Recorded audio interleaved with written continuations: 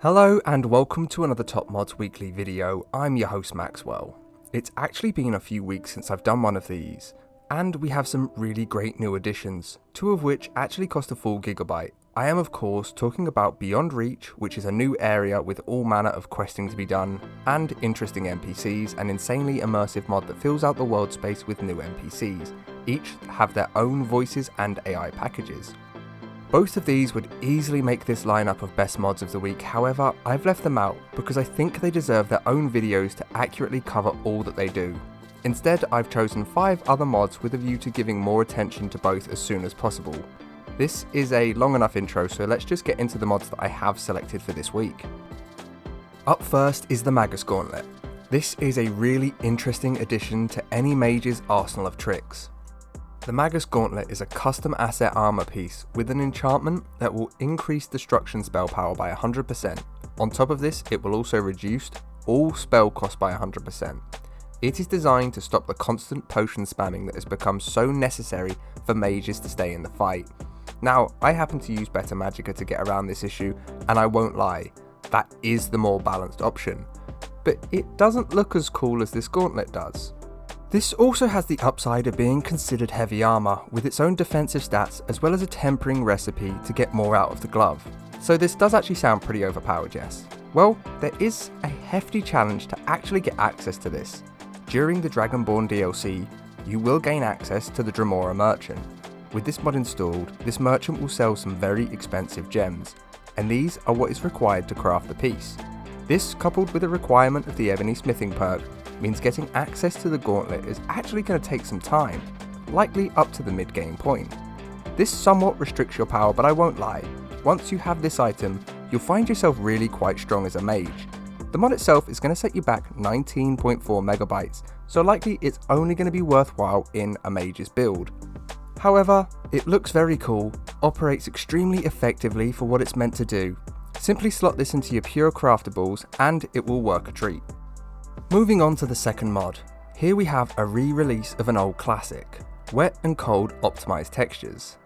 This mod makes the way weathers work far more realistic. Say it's raining outside, you'll see people running for cover, it's snowing, and people will look for warmth. But on top of the excellent AI changes, there is actually much more going on. Not only do we get shaders for weather affected clothing, armour and hairs, this mod also adds in new items to the game which are there to add more heat when you're in a cold situation. Gloves, scarves, hats, hoods and backpacks amongst other things, all of which are attached via script to NPCs who will put them on when the weather requires it. Overall, this is a lighter, better optimized version of an old favourite mod. It will up your immersion and for twice the performance at half the cost of the original file. At 46.2 megabytes, this may well be making a resurgence into people's orders after momentarily being dethroned by Raz, a mod with little scripting and some similar features. Overall, Wet and Cold has always been the more feature-ish version of the two mods, but beforehand, finding the right balance to ensure your game didn't get script lag was much harder. But these new optimization edits seem to have really assisted in its performance. As such, I have to give it a try again, as an immersive order is actually on the cards, and this is the perfect addition to that. Simply slot it into your foundations and watch it do its thing. Just beware, some of these weather mechanics are going to make your game that bit harder in a few different ways, but all of these are totally worthwhile. Up next is Long Distance AI Fix. This mod is doing exactly what its name suggests. In vanilla Skyrim, bows are the most deadly weapon. This is because you can combat enemies at a range where their AI doesn't even know that you're there. This has been a huge problem and prevalent in so many orders without people actually knowing about it. So this mod is an easy way to fix an old silly issue. The goal has been achieved by quadrupling the AI sight values from 4,096 to 16,384 units. Essentially, each unit is a small cubic square with 4,000 equaling pretty much up to the vanilla LOD line. By which I mean the point that detailing disappears. 16,000 units, however, is more than enough that you can't simply outrange the enemies by hiding out of their sight lines, because your weapon just won't hit that distance without it being the coolest shot ever. I'm good with this. It makes combat more exciting and lasts over a far larger radius. When coupled with mods that ensure enemies have better detection and aggression, you'll find the game is far more fun and challenging. This AI fix comes in at 1.4 kilobytes as well, so it's really easy to fit in. I do hope to see this get included in some of the combat bundles soon so we can actually save on the mod slot, because this is kind of a necessary mod. But even as it stands, this is actually a top mod for your builds. Simply slot it in with your other combat mods and enjoy. Next up we have Lainalten 1K. This mod is going to add in a brand new village between Rorikstead and Dragon's Bridge. You'll find it just by the Robber's Gorge, which by the way is one of my favourite spots in the game. Lainalten is a small town that will actually do a ton for your immersion. Skyrim is so underwhelmingly occupied, to the degree where there are some people out there that can actually name every damn character. Mods that add small villages, towns, or expand upon cities as well as their population go a huge way towards fixing that issue.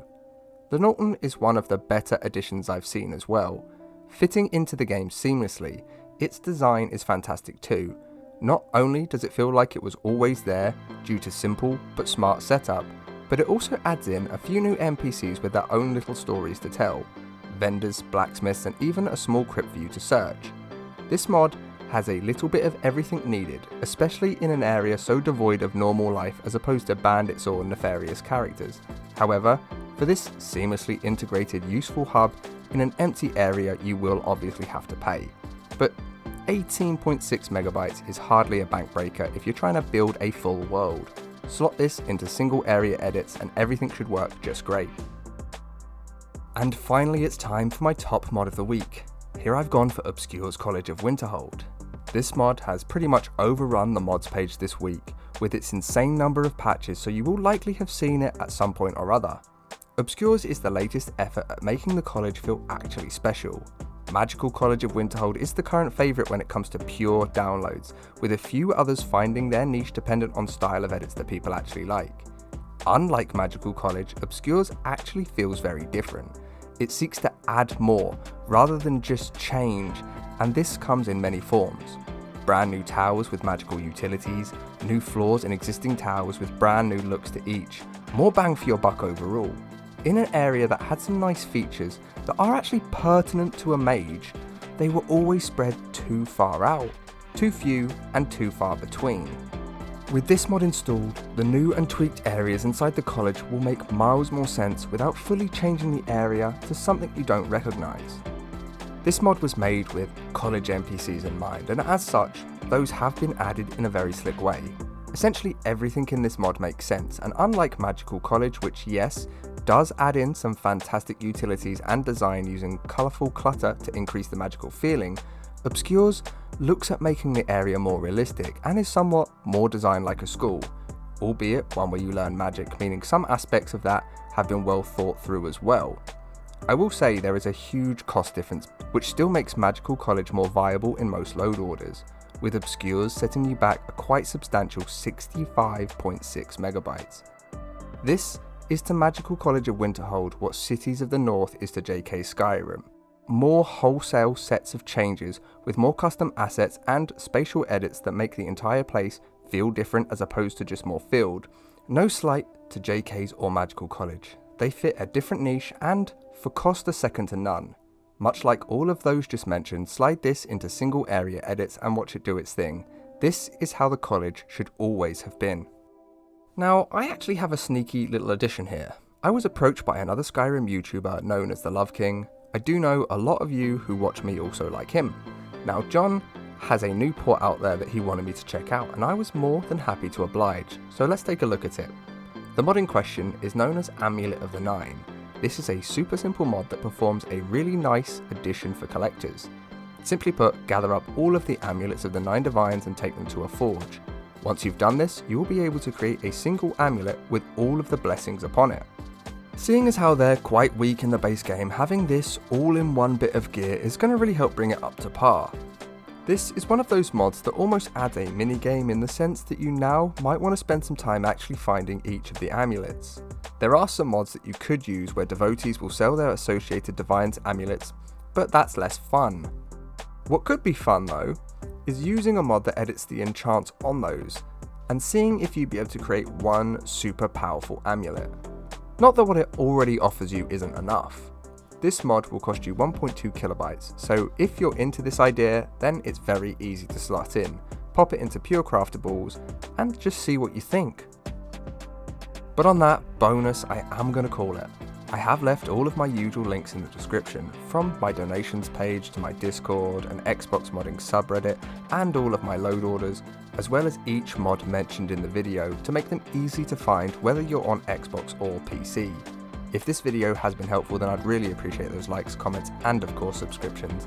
They really help push my work out further with YouTube's algorithm, and they make me feel all good inside. Either way, thank you for watching and I hope to see you in the next one.